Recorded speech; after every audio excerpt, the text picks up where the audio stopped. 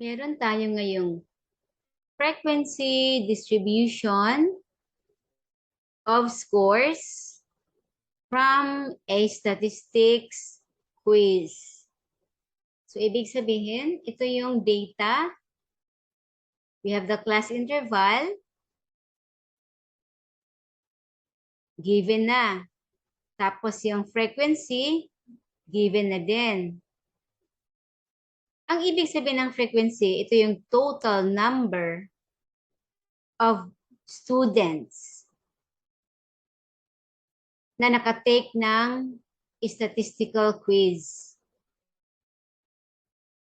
And yung mga scores nila na-classify accordingly. Dito makikita sa ating na class interval. Yan, yung class components. Ito yung nasa class interval. Range yan. Ibig sabihin, yung mga scores ng mga estudyante ay nagmula sa 118 hanggang 126. So, ibig sabihin, tatlo lang yan. Susunod na yung the rest sa mga naka-scores. Pero, overall, yung naka-score ng medyo malaki, dalawa lang sila ang nakakuha. The total number of 40 students na nag-take ng statistics quiz. And then, kukunin natin ngayon ang class boundary, tapos yung class mark, then frequency percentage, then the cumulative frequency, which is less than. Yan, solve natin yan. Kasama ang greater than the cumulative frequency. Okay.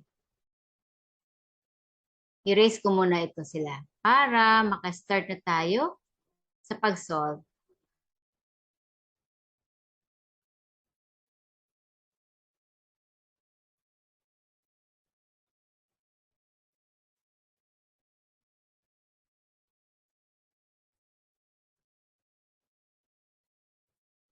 Okay, paano nga ba kunin ang class boundary?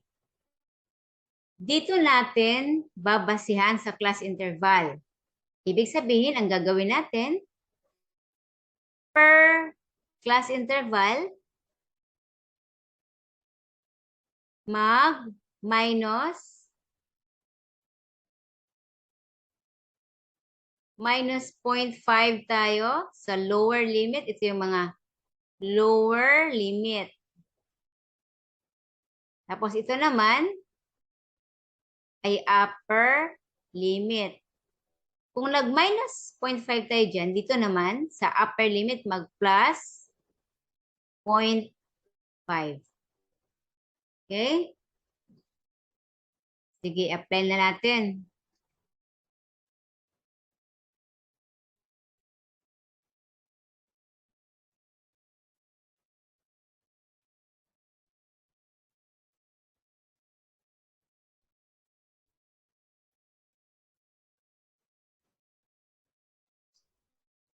Since yan ay 118, okay, mag-minus minus 0.5 tayo. Yan ay magiging, okay,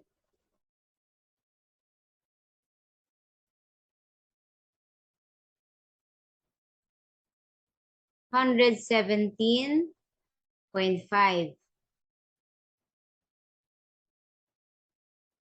Then dito naman, so 126 plus, lagyan natin ng 0, plus 0.5. Eh di syempre magiging 126.5. Ibig sabihin, nag-minus 0.5 ka dito sa left, and nag-plus 5 tayo dito sa right. I-erase muna natin.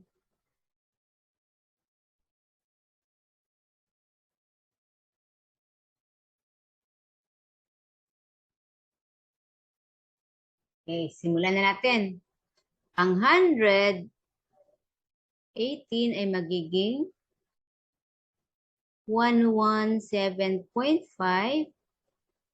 Ito naman ay magiging 126.5. Yan. Dito naman, mag-0.5 yung minus. So, 126.5 to 135.5. Dito naman, 135.5 to 144.5.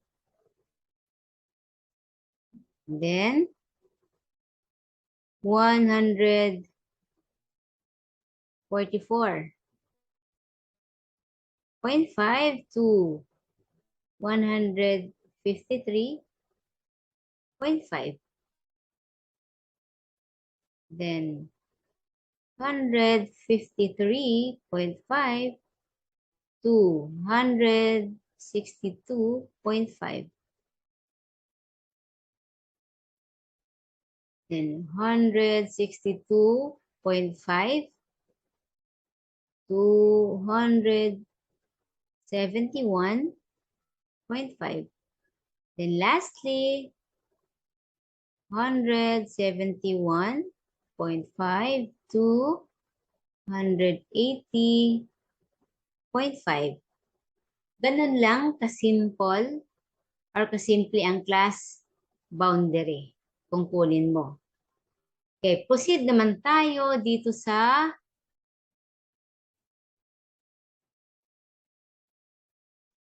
class mark. Paano nga ba kunin yung class mark? I-erase ko muna ito para hindi tayo ma-distract sa color na green dito sa class interval. Siyempre, ang babasihan natin sa class mark ay yung class interval. Okay, simulan na natin. Ang gagawin lang naman ay kukunin lang ang midpoint ng 118 to 126. Ito yung symbol ng class mark, X. Yan, X ang symbol ng class mark. Yan yung midpoint. Ibig sabihin, itong dalawa ay ipag-add natin, tapos i-divide by 2. Gagawin natin ha. Pag-add natin ba? 118 plus 126. 8 plus 6, 14. And then 4. And then 2. Tapos divide by 2. Okay? Divide by 2. Yan na natin. So, 2 divided by 2, 1. And then 2 minus 4. Tapos 2. Ito naman 4. Tapos bring down 4. Ito naman 2. And then 4. 0. Okay. Ibig sabihin, ang class mark pala ng 118 to 126 is 122. Nilalagay ko dito ang 122. Okay. Nahihirapan ba kayong kunin yung midpoint using this long division method?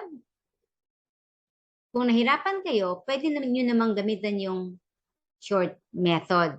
Okay, ito yung long method. Meron din naman tayong short method. Okay, tuturo ko kung paano. Ganito lang kasimple. Tingnan natin kung tatama ba tayo sa short method na to.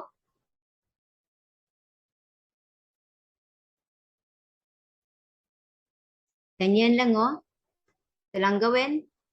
180, 118, 119, 120, 121, 122, 123, 124,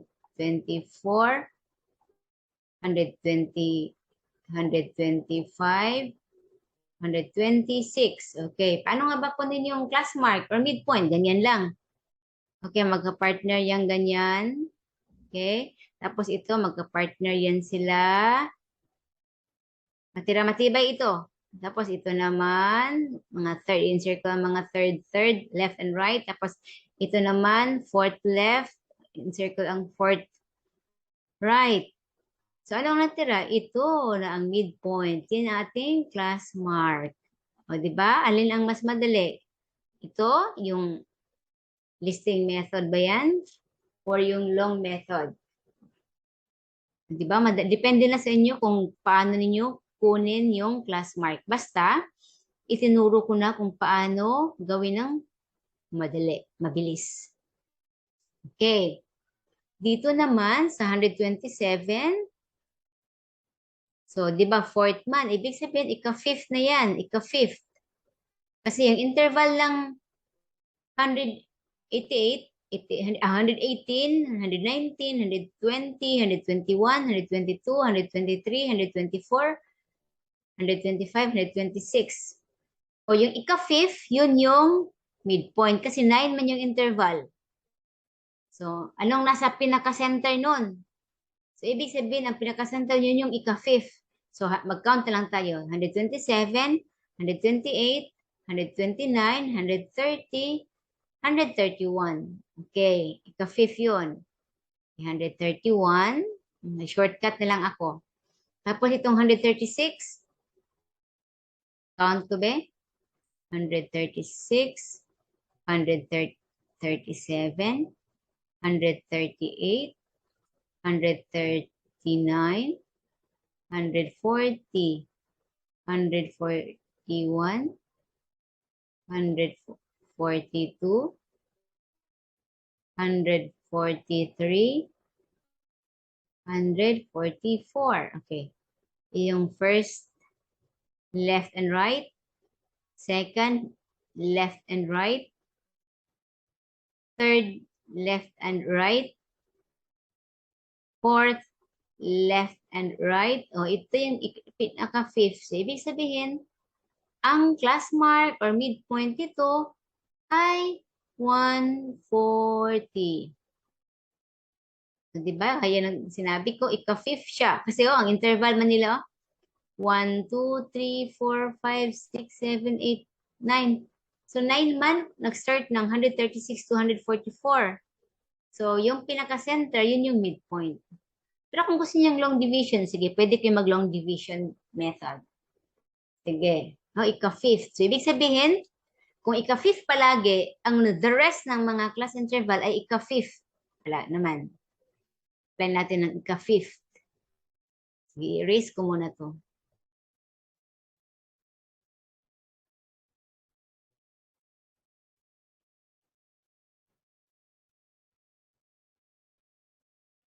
Teka. So, 145, 145, 146, 147, 148, 149. Okay, lagay ko dito 149. Tapos ito naman 154. 154, 155, 156, 157, 158. So, diretso na 158 na agad. Dito sa 163, 164, 165, 166, 167. Okay, 167. Dito naman sa last one, 172, 173, 174, 175, 176. Okay, 176. O, ayan na yung mga midpoint nila or class mark. Okay, repeat ko lang ha, ang class mark ay dito kinukuha. Yung center nila, midpoint. Okay, sa lahat ng nandito sa class interval. O, yan. I-add yung dalawa, tapos i-divide by 2. Ganun lang kasimple. Ngayon, punta naman tayo sa frequency percentage. Ibig sabihin, yung frequency percentage ay binabase naman sa frequency. Siyempre, percentage, bawat frequency. Okay, nasaan ba dito ang frequency? Ito yung, kasi ito man yung kukunin natin, percentage frequency. Di syempre, hindi mo natin gagamitin yung class interval kasi frequency naman ang hinahanap. Yung percentage ng frequency. So, dito tayo babase. Dito tayo kukuha. So, ibig sabihin, ang first frequency natin is 3, di ba? So, ibig sabihin si 3, i-divide natin by, ilan ba lahat ng estudyante na nag-take ng quiz? Di syempre 40. Okay? Ibig sabihin, i-divide natin si 3 by 40. Okay? 3 by 40, pero i-times 100 natin.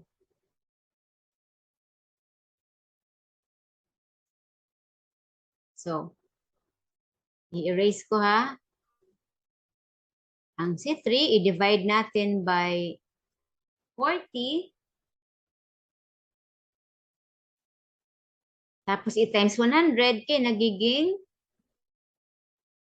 7.5. Kasi nag-times 100 man tayo. Ganito man yung gagawin, no? Diba? 3, i-divide natin by 40. So, ang resulta niyan ay, di syempre ba yan? Okay? Okay, ganyan man yan. 0, tapos another. So, 7 yan.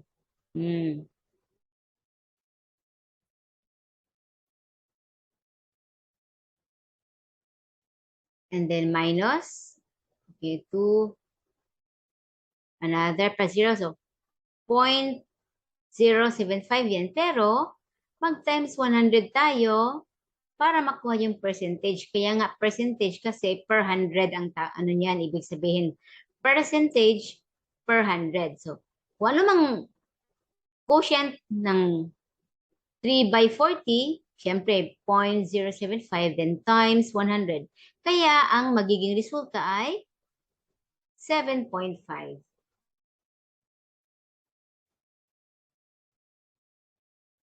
Erase muna natin and then continue nating sagutin ang remaining frequency.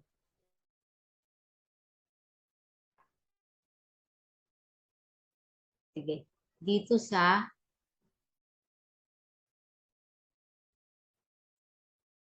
5 divided by 40. Okay. 5 divided by 40 times 100, the result is 12.5. Then ito naman, si 9 divided by 40, 9 divided by 40, it's 0.225, pero mag-times 100, kaya 22.5. Another. Ito naman si 12. Si 12, pag i-divide natin by 40,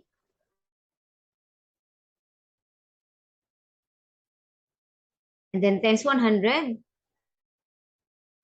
the frequency percentage is 30%. And then ito sa 5 naman, ito si 5, katulad man sila. So, ibig sabihin, 5 man yan, 5 man yan, magkakatulad man sila. So, kopyahin man na lang natin yung given sa ibaba o sa taas. 12.5 yan. Then ito, 4. So, 4 divided by 40. 10%. Okay, 10%. Lastly, itong 2 divided by 40, it's 5%. Remember, yung symbol natin sa percentage ay automatic naman yan na, when po na-erase ko muna itong mga sila para hindi kayo ma-confuse.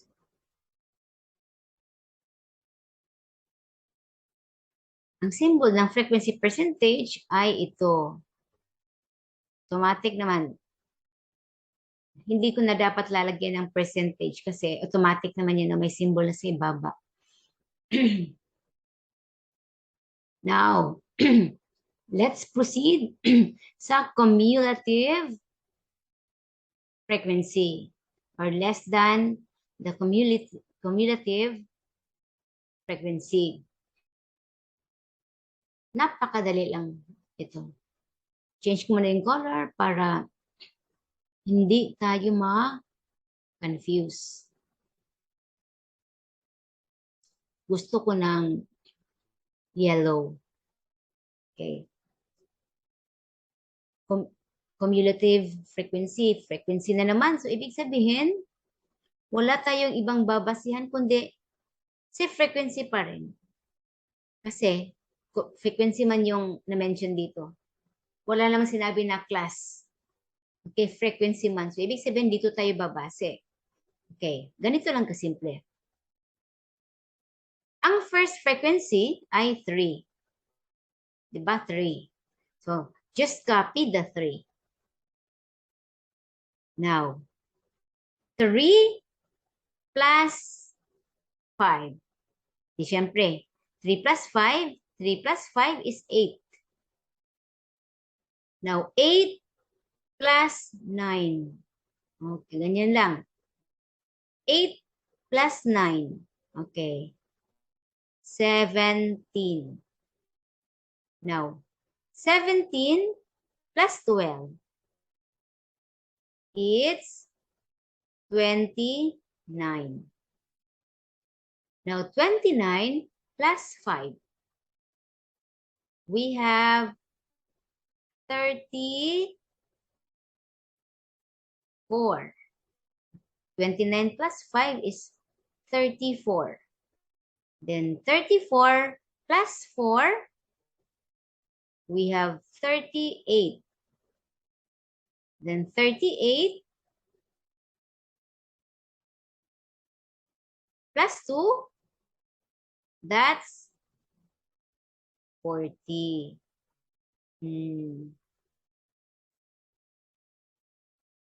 Ganun lang kasimple.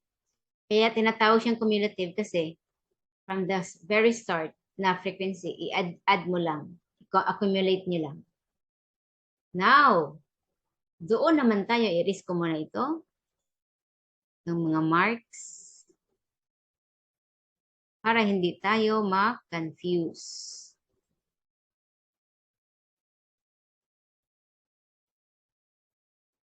Gusto ko yung color na brown. Ito, brown. Kunin natin yung greater than the cumulative frequency. Okay. Alin ba dyan ang greater? So, ibig sabihin, dito tayo mag-start sa baba. Kanina, nag-start man tayo sa maliit. Oh, ito man yung lowest. Kaya dito tayo nag-start sa less than cumulative frequency. But this time, pag greater than cumulative frequency, dito tayo mag-start sa highest. Dito sa baba. So, we have the frequency again. Focus sa frequency kasi frequency man yung hinahanap. Okay. Remember, frequency yan. So, ang babasihan natin ay frequency din. Hindi class interval. Class interval, dito lang tayo titingnan kapag greater than ang pinag-usapan. Pero pag less than, of course, dun tayo sa taas. Okay. Let's start dito. Sa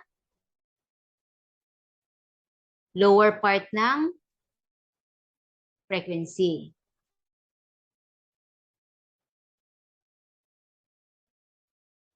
Okay, ang first dyan ay, syempre, 2.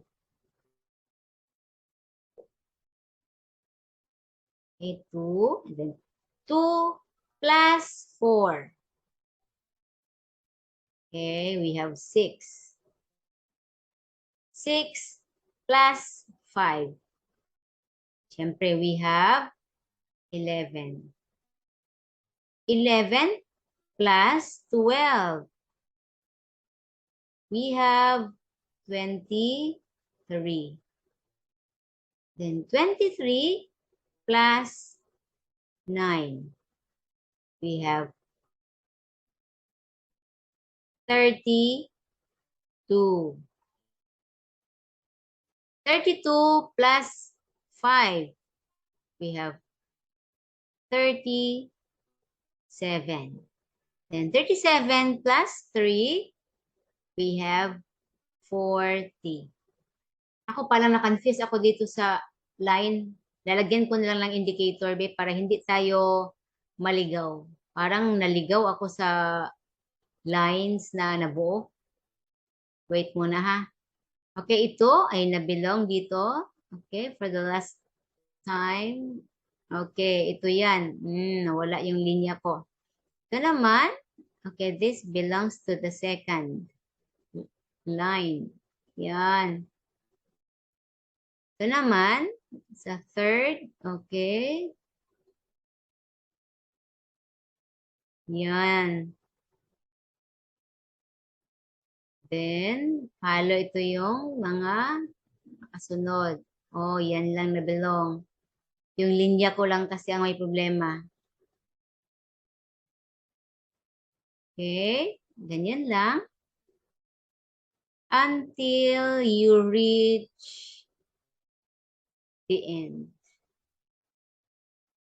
Sana may naintindihan kayo. And then if meron kayong mga i-suggest na mga topics, pwede natin gawa ng video para madali nyo maintindihan. Maraming salamat!